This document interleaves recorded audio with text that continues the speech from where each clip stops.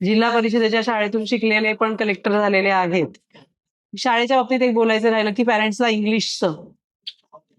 English मीडियमचं आपल्याकडे बऱ्यापैकी fad आलेलं आहे. मी जेव्हा बघते की पेशंट येतात की मॅडम याचं डोकं चालत नाही, काहीतरी औषधं सुरू करा, 50-60% पडतात म्हणजे ग्रेड तशी सांगतात.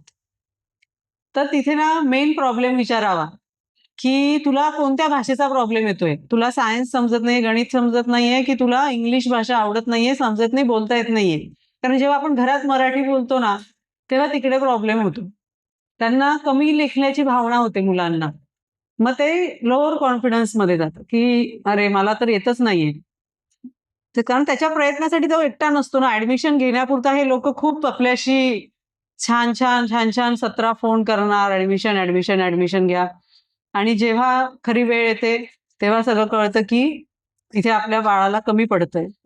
आणि सगळ्यात शेवटी ना पर्सेंटेज बघितले जाणार आहे. तुमचा बाळ कोणत्या मीडियम मधून शिकला ते कुठेही बघितलं जात नाही. जिल्हा परिषदेच्या शाळेतून शिकलेले पण कलेक्टर झालेले आहेत. त्याच्यामुळे आपल्या मुलाच्या बुद्ध्यांक किंवा कुवत बघून निर्णय घ्या.